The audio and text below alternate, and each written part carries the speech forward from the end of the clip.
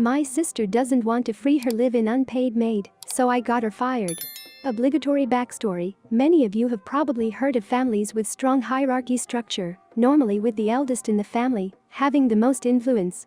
My family is one of them, except that my parents are drug addicts deadbeats, so my eldest sister, 31F, our entitled mother, raised all 5 of us.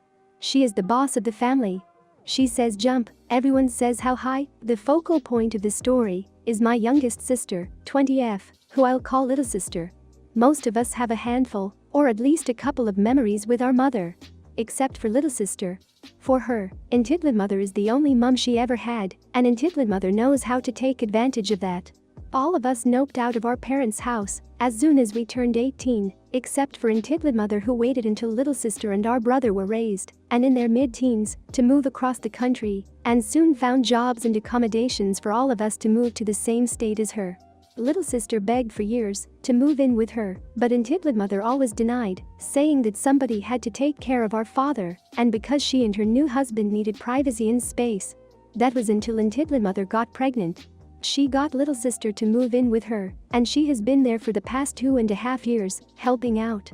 Now to the story. Entitled father's family wanted to visit for a couple of weeks, so little sister had to stay with me for that time, so that they could use her room. It's worth noting that entitled mother didn't ask or let me know about it, she just dropped little sister off.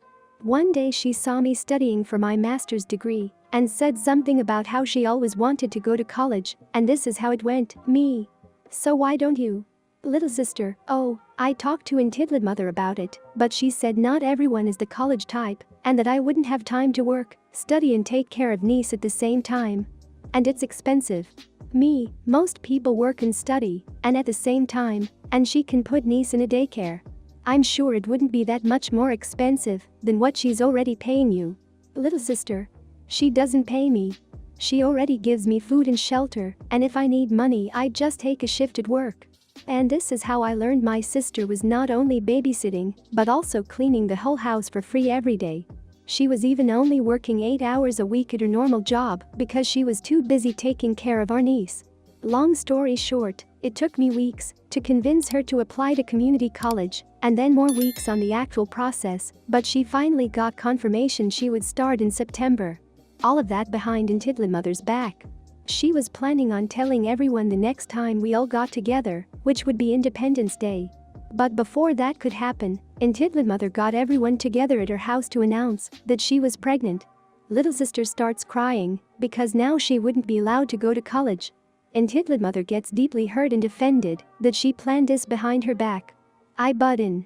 Our other siblings butt in. It's just generally a mess. How could you do this to me? Who's going to take care of the babies?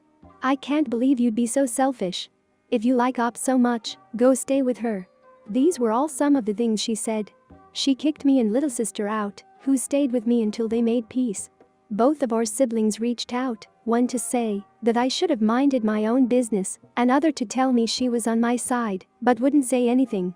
After that, little sister moved back with her and didn't go to college. But they agreed she would get paid $6 an hour and be allowed to take more shifts at her job until the baby is born, and then go to real college after the child turns 1 year old. I know it's messed up, but all of them, especially little sister, worship entitled mother like a god. I waited a year to act on my revenge, making sure my sister had saved enough money to live on her own. The revenge: first, what I did was research the legality of paying a homeless person in food and shelter. In the US, and depending on the state, it's legal, as long as you do not cross the line and the person becomes an employee. For example, you can give the person a list of tasks you want done, however you cannot say that it has to be done in a certain amount of time. You also cannot request someone to be somewhere at a certain time. You can ask, but not demand on the time. It comes down to a choice of words. Also, you have to comply with rental laws. If your local laws say that you must give 30 days notice to a tenant, then you must give 30 days notice to this person as well. I had proof of all of this situation, several screenshots of entitled mother admitting not paying and not allowing little sister to move out, get a job, and also admitting to kicking her out whenever she wanted. All this technicality seemed worthless since no one would sue her. But that didn't matter. I just wanted to make sure that her boss knew that if she were to be sued, it would be a sure case. Entity mother works for a civil rights attorney's office, so discovering she has a literal modern-day slave would probably get her fired.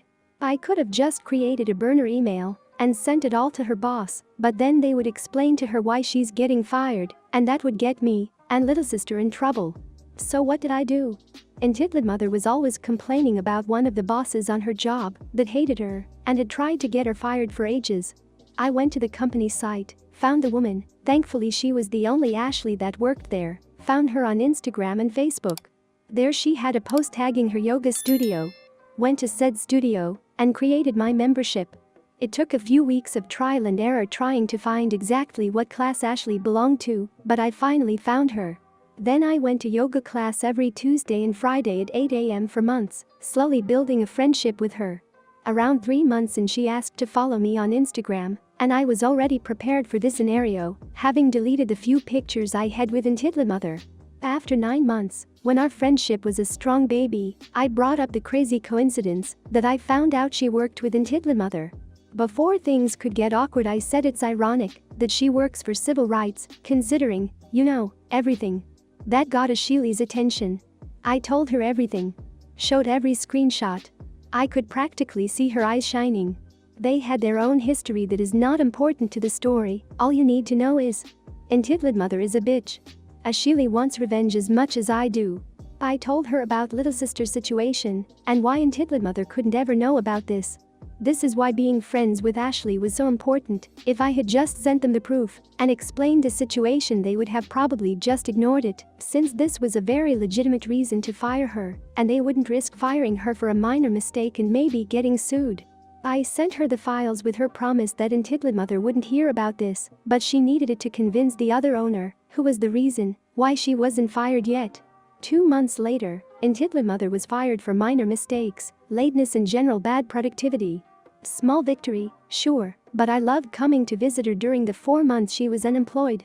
She was looking so tired and miserable all the time, since she had no money to pay for a babysitter and little sister is away at college, so she actually had to take care of her children. Moral of the story: check on your siblings, they might be living in a modern slavery arrangement.